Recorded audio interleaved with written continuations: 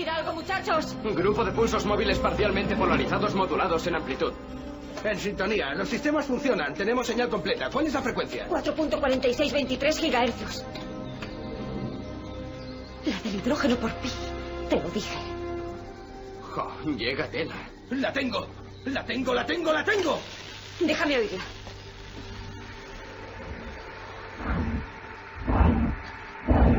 Escucha. Dime que me equivoco, Fish. ¿Posición? He comprobado la interferometría. Creo que viene del ¿Vega? No puede ser. No está más que a 26 años luz.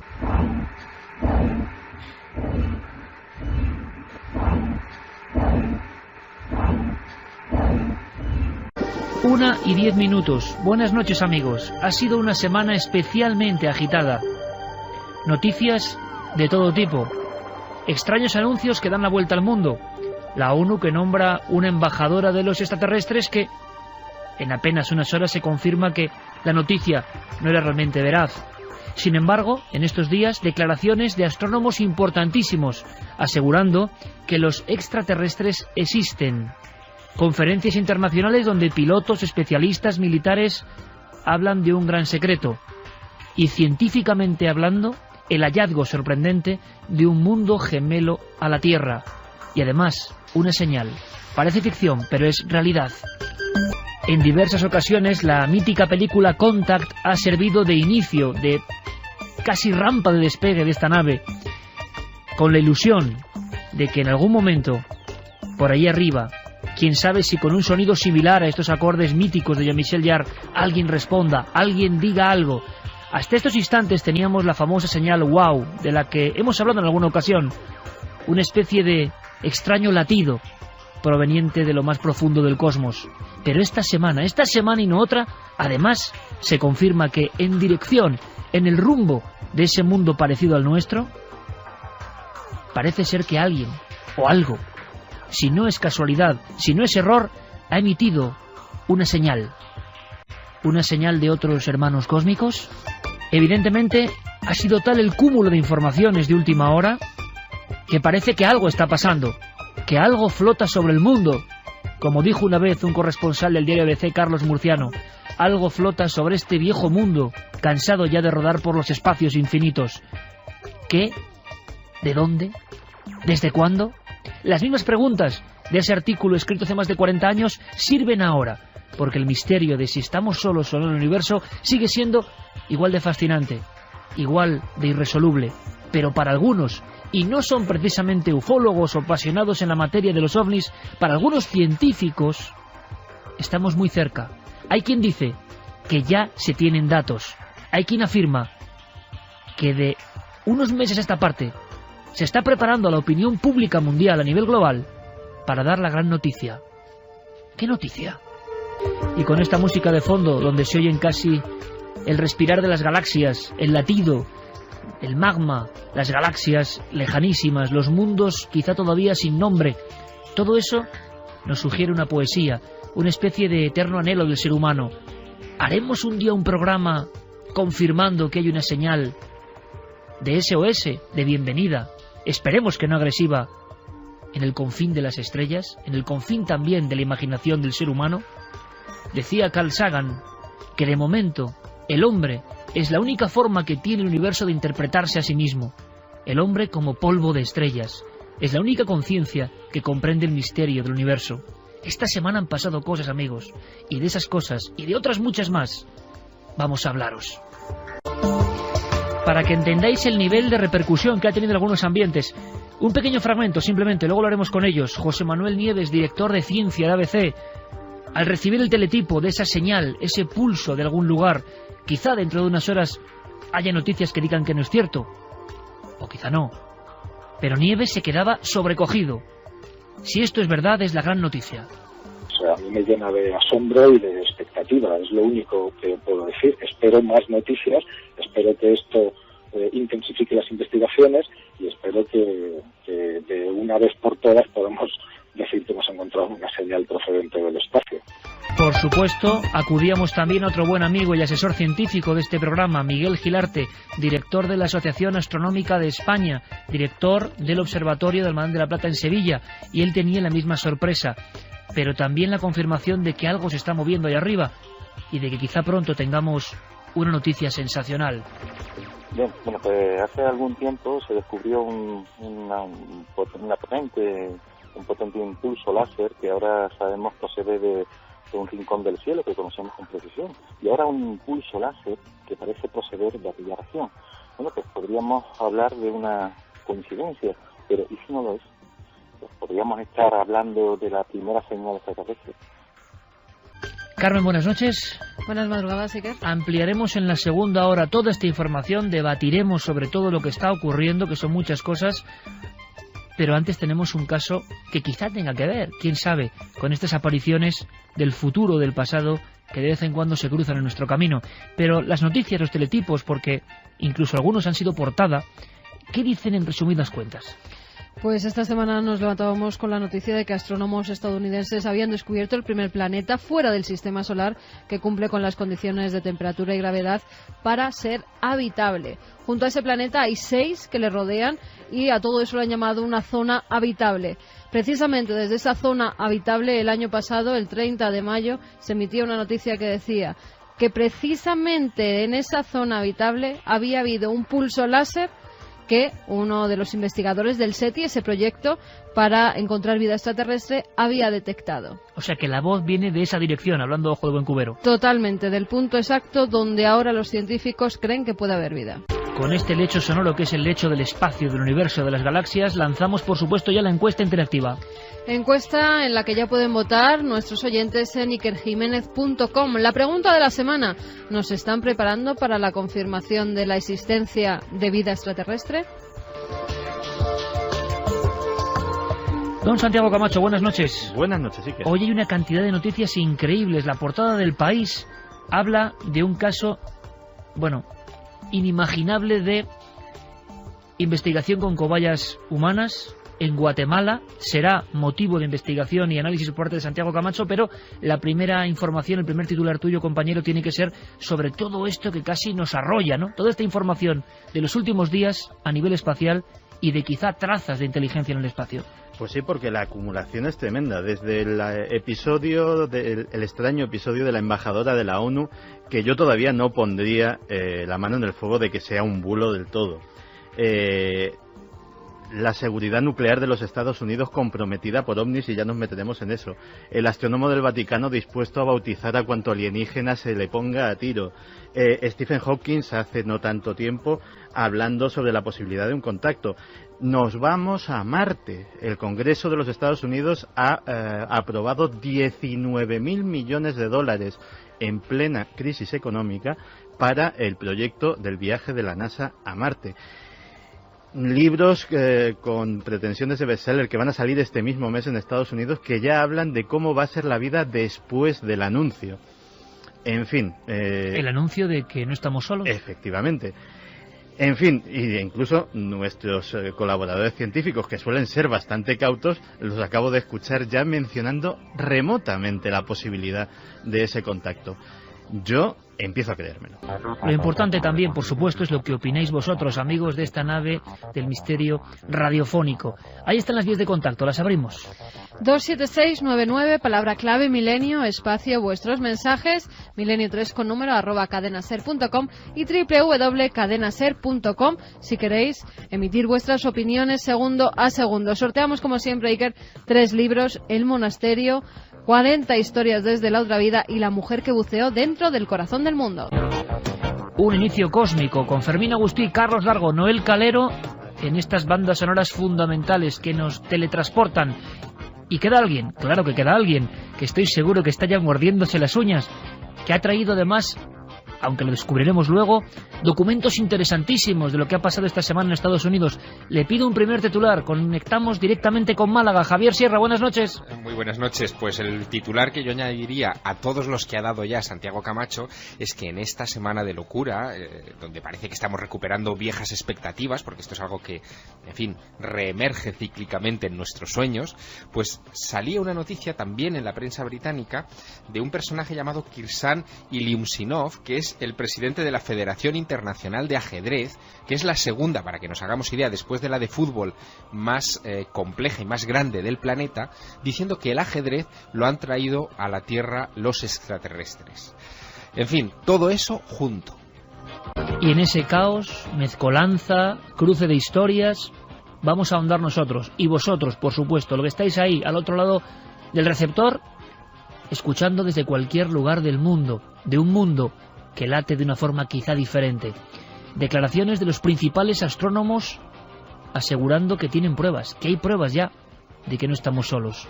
¿Se caerá todo esto como un castillo de naipes o hay algo más? De momento, y quizá el asunto esté entreligado, nunca lo sabremos, como visiones desde la prehistoria hasta el futuro, hay cosas que ocurren. Muchos testigos lo saben.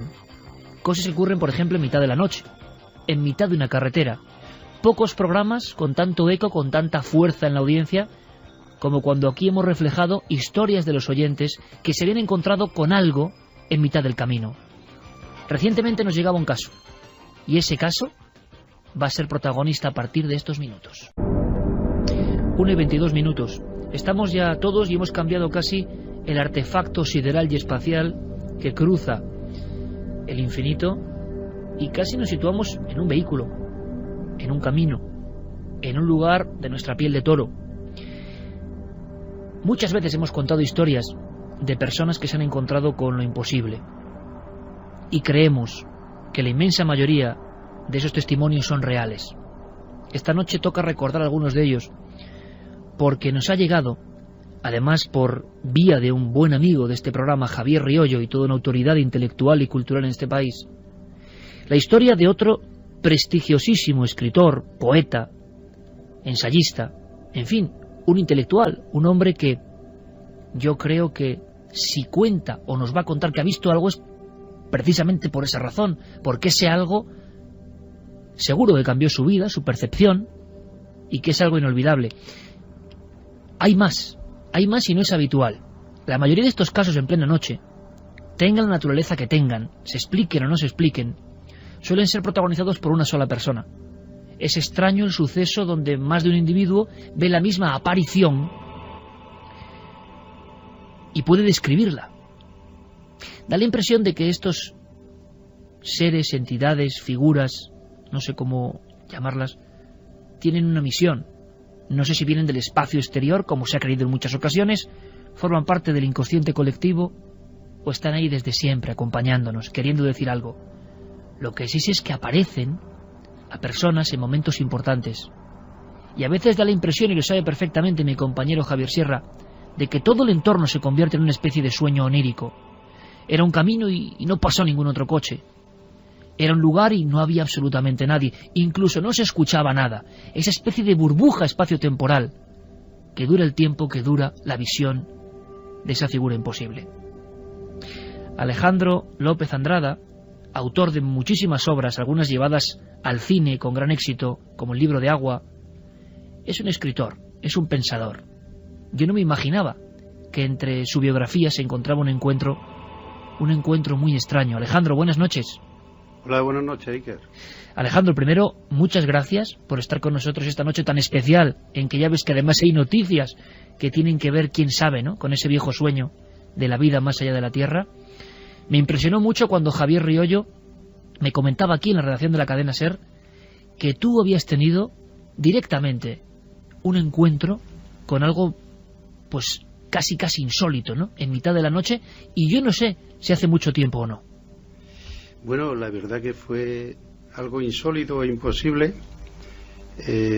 Ocurrió hace ya 8 años, en el 2002.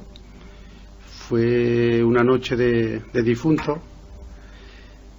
Bueno, yo iba con mi hija y con otra chica irlandesa, había venido a España en un intercambio y serían las 6 de la mañana o algo así. Íbamos en dirección a Pozo Blanco. Yo soy de un pueblo de Villanueva del Duque, del norte de Córdoba, la comarca Los Pedroches, y de pronto salí a la carretera, hice stop, miré hacia la izquierda en dirección a Hinojosa del Duque, en cuyo estudio me encuentro ahora mismo, y la verdad me quedé paralizado. Miré hacia la izquierda, como digo, y estuve casi un minuto inmóvil, como en otro fuera de la realidad. Y mi hija, que iba de copiloto, mi hija mayor, Rocío, dice al rato: oye, papá, ¿tú estás viendo lo que yo? Y yo no quería decir nada, pero digo, pues sí, lo estoy viendo. Y dice, pero eso es imposible, dice mi hija. Miré hacia atrás, miré a la chica de Irlanda y tenía los ojos abiertos, unos ojos de terror, de espanto, y yo, para tranquilizarla, digo, bueno, no te preocupes, esto no es nada. Dice mi hija, sí, es algo. Venía hacia nosotros y era una especie de monje con sotana, con capucha, de unos 2 metros y medio de alto, gigantesco, y lo estuvimos viendo durante 3 o 4 minutos. 3 o 4 minutos, Alejandro. Sí, fue una cosa totalmente real, que no fue un sueño, una alucinación. Y bueno, mi hija, que está aquí, te lo puede comentar, Rocío, que vio lo mismo que yo vi. Ahora queremos hablar con ella porque, como te decía, Alejandro, y seguro que muchos oyentes están ahora mismo atentísimos, porque no es normal, en el sentido de lo extraordinario, ¿no?, y de lo valioso de que diferentes personas al mismo tiempo observen. Sí ha habido casos, evidentemente, de luminarias, de luces, pero seres, sea lo que sea, no es normal. Entonces me cuentas que estás justamente en un cruce de caminos, que es Día de Difuntos, detalle que no conocíamos. Sí. Día de Difuntos. Sí. Descríbeme, por favor, tú además, que también sabes describir, todo lo que ves en esa figura, movimiento, comportamiento, estampa. Cuéntanos, por favor, te escuchamos. Era un ser, una especie de nazareno gigantesco, con la capa de un nazareno, con una capucha de monje. La cara no se le veía, porque llegó a estar de nosotros unos 20 metros, desde los 100 metros que venía hacia nosotros. Venía por el centro de la carretera, como flotando, porque vimos que no tenía pies, venía a unos 20 centímetros de la carretera, y bamboleándose como cuando van las procesiones de Semana Santa, como va un nazareno, con ese movimiento de un sitio hacia otro. Y fue terrorífico, porque en ese momento no sabes qué hacer, se detiene el tiempo, y la figura era era negro, era no sé cómo explicarlo, no era un color, el color que llevan los monjes, un color ocre o marrón oscuro, no, era negro, era una figura negra, y la capucha se vio perfectamente, la espalda muy ancha, estamos hablando de casi 1,5 metros de anchura, era un ser gigantesco, de 2,5 metros de alto, y la verdad que me quedé aterrorizado. Pero ahora me confirma mi hija, yo no lo recordaba, de que dije en un momento, y es verdad, de ir hacia él con el coche, de acercarme y verlo de frente a frente, pero claro, en el último instante tiré hacia la derecha. La verdad que de recordarlo me da pavor. Estamos notando eso, Alejandro, y eso pasa en todos los casos auténticos. Ha pasado el tiempo, pero cuando tú lo recuerdas vuelves a verlo, ¿no? Sí, lo estoy viendo tal como entonces. Venía por el centro de la carretera. Curiosamente estaba el cuartel de la Guardia Civil a un lado y el colegio público de GB al otro lado. Y yo decía, ¿cómo este hombre o este ser viene delante del cuartel a las 6 de la mañana, 6:30 de la mañana, y hacia nosotros? Que era una cosa tan fuera de la realidad y tan absurda que te queda fuera de control, te queda pasmado, como decimos aquí, ¿no? Cuando sales con el coche, ¿logras verlo a tu espalda? ¿Las luces de los frenos logran iluminarlo o aquello se desvanece allí? Totalmente. Quería contar el final. Después de esos 3 o 4 minutos, torcí en dirección a Pozo Blanco, la carretera Pozo Blanco, y muy despacito vi que venía un coche de Hinojosa por detrás, y esperé hasta que llegó a la altura de esta visión, la traspasó literalmente y desapareció. Vamos, vi los focos traspasándolo, El otro coche llega a traspasarlo. Sí, lo traspasó. Era una coche que era una cosa que era material, el monje era material, estaba ahí, y sin embargo era como un holograma, porque lo traspasó el coche y se deshizo. O sea, algo que me dejó hecho polvo.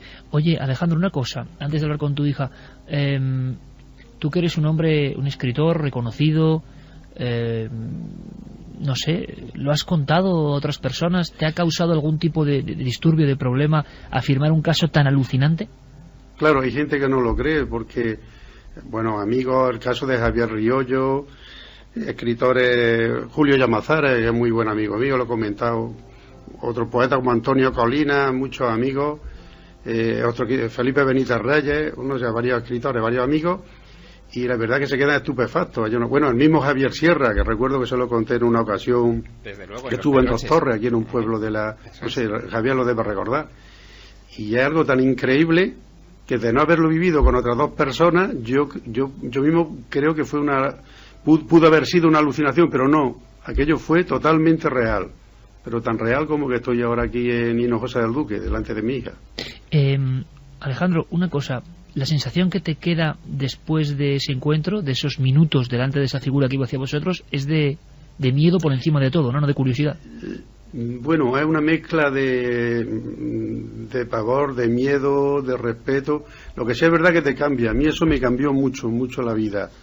Y me ha hecho creer mucho más que nunca en que hay otras realidades, otras dimensiones, y en que no estamos solos. Es que pienso que hay varios planos de la realidad, de otra realidad, que se mezclan con esta, y debió de ser algo de eso, porque aquello era real. Físicamente estaba allí, y duró la visión varios minutos, como te he estado diciendo. Decías que flotaba a una altura del suelo. No llegaba a tocar el suelo. 20 minutos, no tocaba, los pies no tocaba el suelo. Y había como si tuviera aire, se bamboleaba. Es decir, la túnica o el hábito de aquel monje, aquello extraño, se iba bamboleando como si tuviera algo debajo, aire o algo así. Voy a hacer un gesto a mis compañeros Carlos y Fermín. Me gustaría que conectasen directamente con nuestro compañero Gonzalo Pérez Sarrón, Extremadura, que yo estoy seguro que está escuchándonos en Navalmoral de la Mata, y está ahora mismo que si no da un brinco, porque la descripción que hace Alejandro es exactamente igual, idéntica, hasta los detalles del bamboleo de la túnica, la distancia al suelo, la altura del ser, la capucha, el color, el recorrido. Es el calco de un caso que él conoce muy bien. Y Javier Sierra también conoce muy bien los sucesos, el pavor vivido en el pequeño pueblo de Saucedilla en 1984. Javier Sierra, creo que cuando estamos escuchando esto estamos viendo la misma figura, mismo comportamiento, y hasta allí los niños decían que se bamboleaba la túnica como si tuviera un patín. No era un caminar de hombre, sino como si algo lo transportase. A mí se me estaba poniendo la carne de gallina, porque es el mismo retrato robot, idéntico, Javier.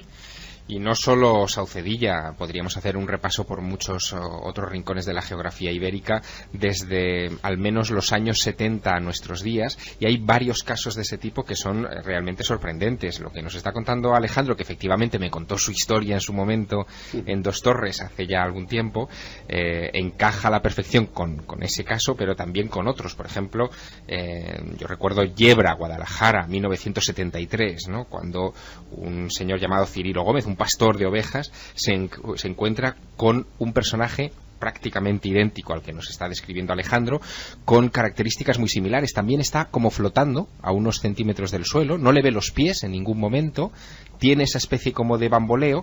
Lo que ocurre que lo que vive Cirilo Gómez, que está muy cerca de él, no hay un parabrisas de por medio, no hay una carretera, es en medio del campo, cerca del lugar donde él encerraba su ganado, le permite llegar a escuchar que ese ser le llama por su nombre, ¿no? Llega a increparle, llega a decirle: detente, Cirilo, le llega a decir, ¿no? Bueno, la impresión que vivió aquel hombre fue tremenda, y vamos, se la llevó a la tumba poco después, ¿no? Tenemos otro elemento, otro detalle diferenciador. Hablamos de Rocío, la hija de Alejandro, que viaja en ese vehículo y que vio lo mismo. ¿Es así, Rocío? Buenas noches. Hola, buenas noches, Iker. Encantado de que estés con nosotros.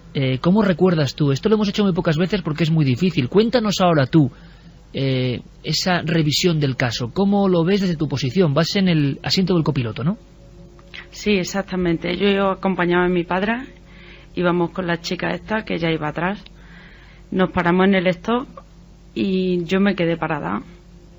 Al principio no sabía qué decir y me quedé como 40, 50 segundos, no sé, hasta que ya dije: papá, ¿tú estás viendo realmente lo que yo? Me miró y me dijo sí. Y volvimos a mirar hacia esta cosa o individuo, no lo sabemos bien. Y ahí estuvimos como 4 minutos aproximadamente. Y la verdad es que impresionaba porque se ve que era una figura humana, se distinguía la cabeza, un tronco, pero era curioso porque los pies no se le llegaban a ver. Tenía una túnica larga, se bamboleaba y además hacía el movimiento como si andase y se acercase hacia nosotros.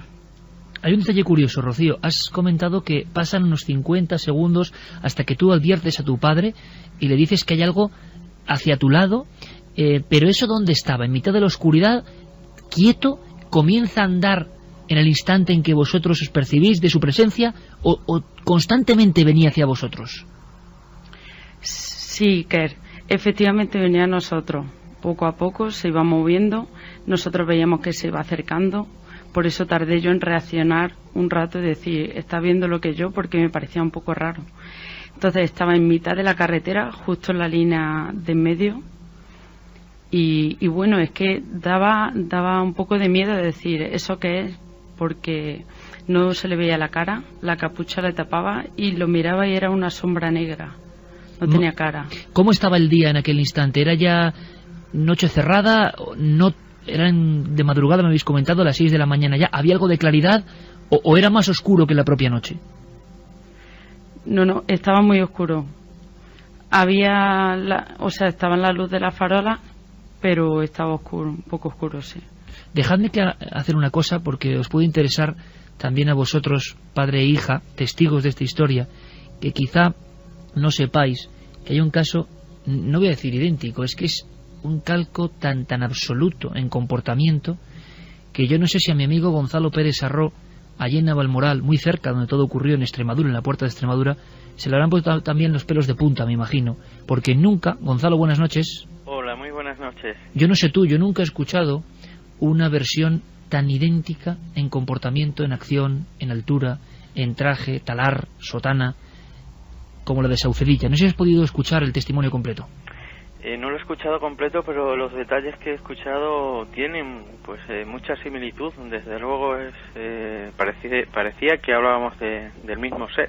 Pero ten en cuenta que hasta la túnica, la túnica revoloteando, en mitad de la carretera, la túnica revolotea, la negrura absoluta, la capucha, un tronco humano, como yendo impulsado por un patín, y una sensación de pavor terrible y unos 2,5 metros de alto. ¿A ti a qué te suena todo esto? Pues igual, a esa figura y en esos dos detalles, la forma en que se desplazaba, como deslizándose, y ese misterioso, que no sabemos a qué corresponde, revolotear de los faldones de esa vestimenta, que la chica de Saucedilla, la testigo principal de aquel caso, nos decía que es como si hubiera un ventilador debajo de la figura que hiciera airear esa prenda. Alejandro, Rocío, ¿algún sonido en aquel momento? ¿Teníais las ventanillas, imagino, subidas? Sí, sonido ninguno. Era un silencio absoluto, sepulcral, y la sensación, yo al menos lo sentí, de que había traspasado la barrera del tiempo y estaba en otra realidad. La sensación de estar en otra dimensión, como fuera del espacio, entrar en otro espacio. Y bueno, la verdad que eso a mí me ha marcado tanto que a raíz de entonces, incluso en mi modo de escribir, incluso en mis novelas, a raíz de entonces, tratan todos temas paranormales, esotéricos, cosas de las que yo antes nunca escribía. Hay una cosa que es curiosa, esa figura, ese ensotanado, llega a estar relativamente cerca del coche. ¿Percibís algún detalle más cuando está más cerca o sigue siendo la misma sombra, el mismo tronco humano? No hay nada que llame la atención. Igual, lo único de que no tenía pies y estaba flotando la carretera y se movía. Cuando decía lo del ventilador, era esa sensación, como si le viniese el aire desde abajo, desde la tierra hacia arriba, y se bamboleara todo.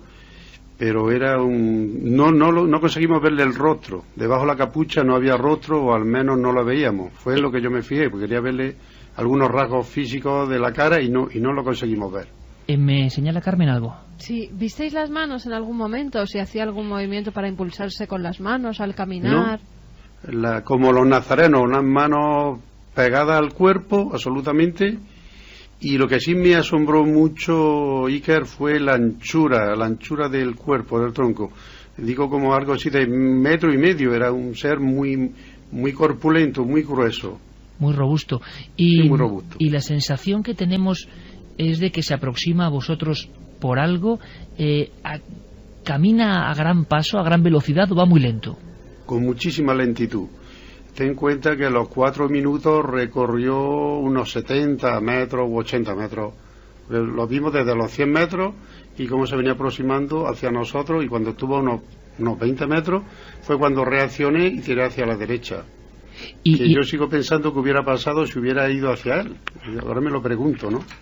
Y es muy curioso, Rocío, ¿tú llegas a ver también, como comentaba tu padre, la sensación de que ese otro coche que viene en la otra dirección llega a atravesar esa figura?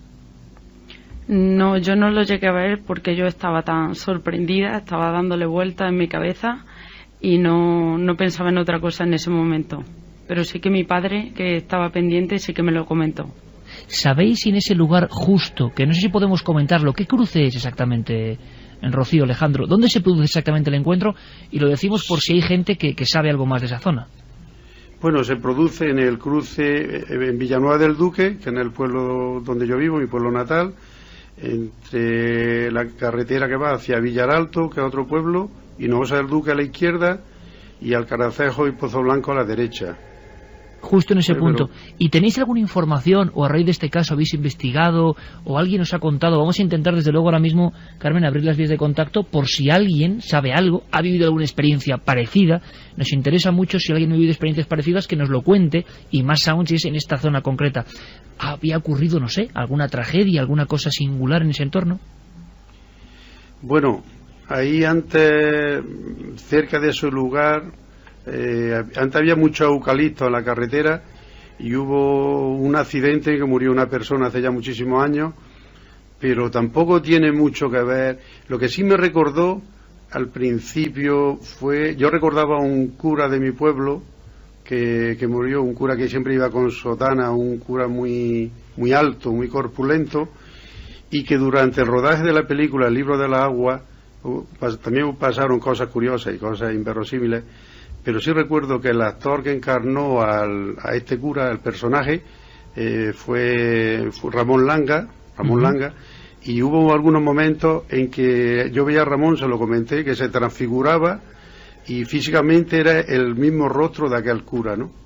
Entonces yo había oído decir que ese mismo año le llevaron a la tumba flores, y lo comenté con una persona, una amiga de secretaria del Ayuntamiento de Villaralto, y yo no sé por qué relacioné que podía ser, como era Noche Difunto, que era el espíritu, o no sé, de ese sacerdote que venía como a agradecer ese detalle. O sea, bueno, algo más cercano, algo más terrenal, algo más espiritual que cósmico, ¿no? O espacial, algo más que tiene que ver quizá con el más allá, ¿no?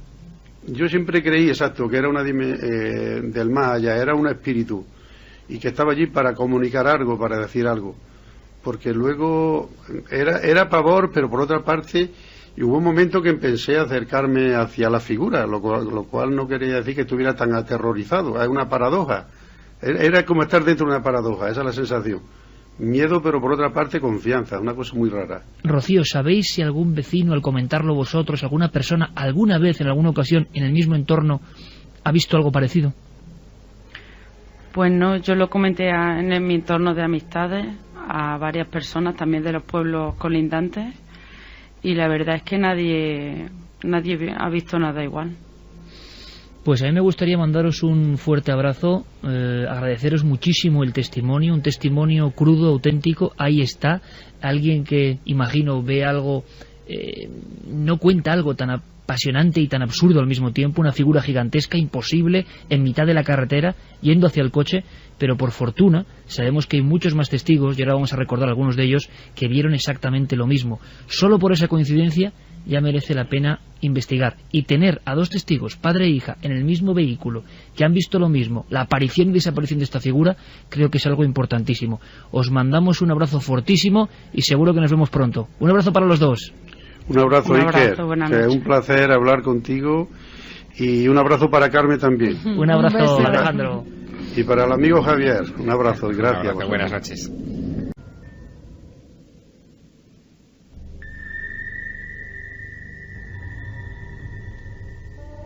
Muy atentos, amigos, porque este mensaje que habéis escuchado es un pequeño duende de la radio. Ese SMS ya no existe, Carmen, hay que dejarlo muy claro. No, el que existe es el 27699, 27699, palabra clave milenio, espacio y vuestras opiniones, vuestras preguntas. ¿Y hay preguntas, cuestiones o elementos que tengan que ver con la zona? ¿Qué dicen nuestros oyentes? Pues que tengan que ver con la zona, por el momento no nos ha llegado ninguna información, pero sí Ana Belén nos decía, hola amigos, hace ya muchos años nos pasó a mi hermana y a mí un caso muy parecido en un pueblecito al norte de Extremadura, pero a plena luz del día, en agosto y en medio del campo. ¿Podría decirnos el pueblecito al norte de Extremadura para tener más datos? Bueno, si nos puede escribir Belén y ampliarnos un poco, Ana Belén se llama, y ampliarnos un poco la información, pues se lo agradeceríamos. También nos decía Juanma que le gustaría que le preguntáramos a Alejandro si a partir de ese momento había soñado alguna vez con el monje, o su hija si había soñado con ese monje. También nos apuntaba Santi de Cádiz, que a él le recordaba a las dos personas que aparecieron en la playa de Cádiz con túnicas blancas. En ese caso tampoco se le veían pies ni cara. ¿Qué os parece? Saludos milenarios. Preguntan porque siempre que alguien ve alguna aparición, esta se produce de noche y en una zona poco poblada. ¿Hay algún caso de alguien que haya visto una aparición a plena luz del día o en mitad de una plaza con gente? Es decir, que no sea un único sujeto al que puede ver el espectro. Bueno, pues en el mensaje de hace 3 mensajes tenía la respuesta. 2 personas en pleno día y viendo un ser, ¿no? Es curioso. Buenas noches, milenarios. Soy vecino de Alejandro en Villanueva del Duque y jamás le había oído contar esto. Estoy alucinando el misterio en Los Pedroches, nos decía Manuel Alejandro. Nos comentaba Javier Riollo que era una zona donde también ha habido mucha represión en la guerra civil, se había hablado de fosas y de sitios que quizá tengan un significado dramático, ¿no? Pero eso ya es difícil de hilar a estas alturas. Javier Sierra y Gonzalo Pérez Sarrón nos escuchan. Yo sé que Javier también va a sentir cierto escalofrío cuando escuche un documento que es interesantísimo. Es una grabación que tiene unos cuantos años, ¿verdad, Gonzalo?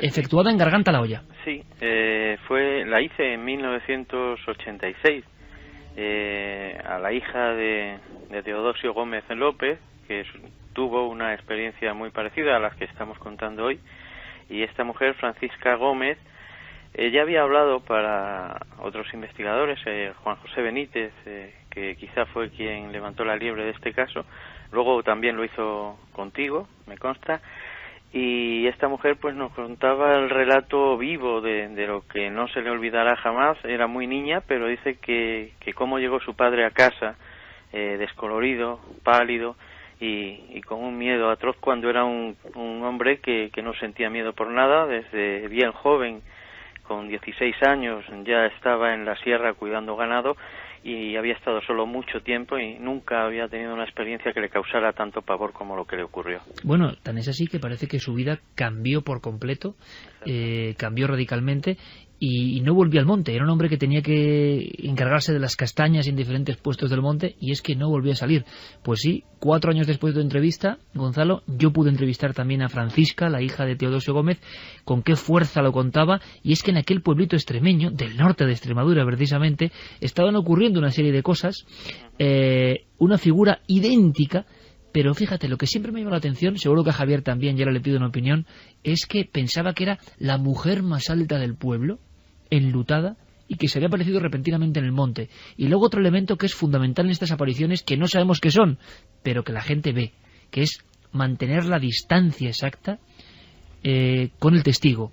Siempre en la misma distancia, como si fuese una imagen, más que algo natural o vivo. Escuchamos a Francisca, Garganta la Olla, 1986, esto es un poco túnel del tiempo, y la fuerza de una persona que vio como su familia, su propio padre, quedó lívido desde entonces, con un terror, como le pasó a otros vecinos, tras el encuentro con la sombra. Fue al llegar a un camino que le llaman la Tortiñosa, pues vio una mujer de negro, toda enlutada, que le brillaba mucho y que el luto, y él pues dice, esto es tía Amalia.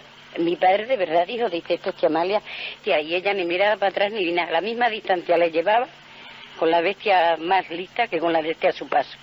Y al llegar a la fuente de la ricera, pues volvió la bestia para volverse para casa. Y dice, yo me voy, yo esto me impone. Y entonces ya dijo, sea lo que el Señor quiera, me voy.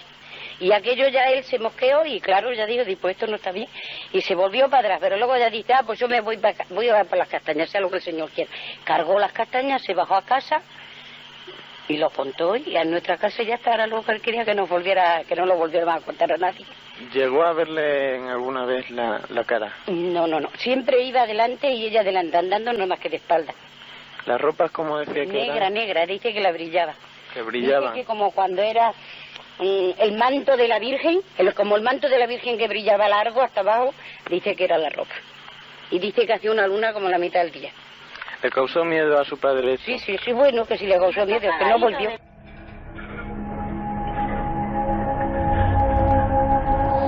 Investigación de campo, documentos, un pueblo que pasó auténtico miedo con estas apariciones. Evidentemente la figura no era tía Amalia. Javier, tú también, esto es como un bucle misterioso, ¿no? Gonzalo, nosotros, Carmen, hemos estado investigando en ese pueblo, tú también. Garganta la Olla se convirtió en un lugar de apariciones y no sé cómo sorprende, ¿no? Una descripción tan parecida a lo que acaban de contar estas dos personas, esas figuras talares, casi que parecen del románico y que se han instalado en el presente y que acompañan, guían, escoltan a personas. ¿Por qué? ¿Para qué? Mira, yo creo que hubo un momento, sobre todo finales de los 80, primeros de los 90, en el que los que nos interesábamos más por estas cuestiones y nos dedicábamos a la investigación de campo, pues sentimos fascinación por este tipo de casos, porque surgieron unos cuantos, algunos muy antiguos, como los que rescató en su momento Juan José Benítez en libros como La Quinta Columna, que nos impresionó a todos, o La Punta del Iceberg, pero a partir de ahí surgieron otros muchos en otras partes de la geografía. Yo recuerdo haber ido con José Antonio Campaña, un investigador veterano en estas lides, a pueblos de Guadalajara, de Cuenca, de Soria, recogiendo este tipo de informaciones, y parecían todas historias de pastores, ¿no? La típica leyenda urbana, bueno, en este caso rural, que se va contando de generación en generación y que parece que va a ser difícil ponerle nombres y apellidos, pero en cuanto hacías 2 o 3 indagaciones encontrabas a los protagonistas.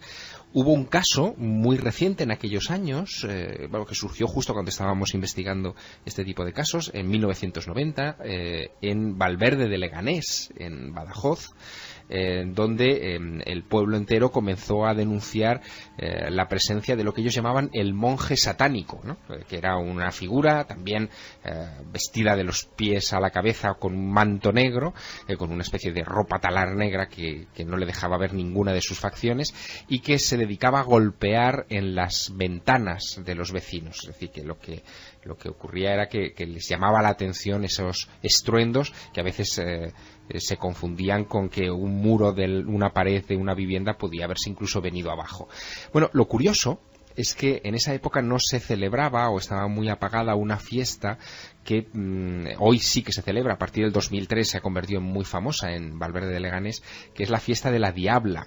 La Diabla, que se celebra cada 24 de agosto, representa pues una supuesta aparición también de una criatura de este estilo que se desata del yugo de San Bartolomé y que se dedica a perseguir durante una noche al año a los vecinos entre el pueblo, ¿no? Y que piensan que es una adaptación de algún tipo de aparición sobrenatural, quizá pretérita y olvidada, como ocurre en el origen de muchas fiestas populares en otros puntos de España. Recuerdo ahora perfectamente, como recordaba Alejandro López Andrada, la visión de esa figura que se le venía encima. Recuerdo mis correrías por Vegas de Coria, Rolobos, El Cerezal, El Gasco, donde hubo diferentes sucesos. Recuerdo un constructor que sacó un cuchillo de monte, año 95, en mitad de la carretera, porque justo en la línea meridiana del camino había una figura idéntica a la que estaban contando ahora mismo estos amigos. Inconsciente colectivo, algo inserto en todos nosotros y que conecta con una realidad que está ahí. Muchas explicaciones son posibles muy pocas, imagino, las certezas. Pero es curioso, en otros pueblos de la región, en ese mismo Saucedilla, hubo algunos casos que hielan la sangre, porque poco después de las primeras apariciones idénticas en comportamiento, en aceleración, en lentitud, en altura, hay un grupo de niños, me acordaré siempre, Gonzalo, cerca de las piscinas municipales, que dan la primera voz de alarma de esa figura que nadie puede creer en esos testimonios. Claro, son niños, pero pocos días después, y esto a mí me impresionó muchísimo, otra joven, María del Mar Mariscal, dentro de su casa, en el perímetro interior del jardín de su casa, ve a la figura mirándole. Es uno de los pocos casos, si es que es el mismo ser, individuo, lo que sea, en que se le ve sin capucha, ¿no? Exactamente, y además que hasta el momento las apariciones de este ser había sido poco más que un fugaz paso o un rostro en la lejanía. Sin embargo, en esta ocasión lo ve de cerca y además hay como un intento de comunicación, porque cuando esta chica sale con las sobras de la cena para echarlas en el cubo de basura que tenía en el patio, en el jardín de su casa, ve junto a uno de los postes de la entrada de vehículos, que medía 2 metros, este poste, y ella decía que sobresalía sobre eso 1/3 de lo que era la figura entera. Digamos que 2/3 ocupaban el poste, con lo cual podemos calcular que podía rondar los 3 metros de estatura casi, una cosa descomunal. Pero cuando ella se percató de que allí había alguien, miró, vio la cara, dice que era una cara como enjuta, una cara como en forma de pera, pero que además tuvo como un detalle, o se percató de un detalle como de una especie de cicatriz o marca en ese rostro. Y claro, en esos momentos, segundos ya primero de susto y luego de pánico, puesto que este ser, sin despegar sus brazos del cuerpo, con su mano le hizo como una especie de seña de que se acercara. Claro está que no lo hizo, soltó la bolsa de basura, echó a correr, y como en el caso del vecino que contabas de las Urdes, el padre de esta chica salió con cuchillo en mano en persecución de este ser, pero cuando salió ya no estaba en el patio. Como siempre contamos algún caso de este tipo en primera persona, con testimonios, acoplándose a un informe nuevo a la larga ya, a la longeva lista de los encuentros con lo absurdo, con lo extraño de estas entidades en nuestro país. Las vías de contacto, el 27699, y las vías de contacto habituales empiezan a llenarse de casos, de personas. Luego merecerá esto, Santi, un análisis por parte de los especialistas que estáis ahí, ¿no? ¿Qué ocurre? De nuevo un montón de historias. Estoy recordando que en algunos casos se disparó contra estas figuras. Un caso que tú investigaste, Javier, en la barriada de Penamoa, en La Coruña, aunque sea en apenas un minuto, la gente llegó a tener tal pánico que llegó a cargar escopetas, como ocurrió en Vegas de Coria, provincia de Cáceres, contra este ser errante, ¿no? Sí, estamos hablando de finales de los 80 y efectivamente la barriada de Penamoa es visitada por una criatura, en este caso parece que era un animal o algo por el estilo, una especie de gorila extraño que inmediatamente despierta todas las alertas y hace que se organicen batidas para tratar de abatirlo. Nunca se logró dar con él, pero bueno, el misterio permaneció y se puede consultar, de hecho, en las hemerotecas, porque esto llegó a convertirse, como no, en noticia, pero de esa clase de noticias que desaparecen y luego nadie rastrea. Esta noche tenéis que acompañarnos. Habrá túnel del tiempo, y un túnel del tiempo además emocionante, un emotivo homenaje, creo yo, y que tiene que ver con el terror. Y también, por qué no decirlo, con estas incógnitas que nos rodean en esta semana precisa. También una investigación sobre conspiraciones, algo ha ocurrido y que ha sido portada, repetimos, del periódico El País. Manipulaciones extrañas, cobayas humanas y un sinfín más de historias. Ahora todas las noticias.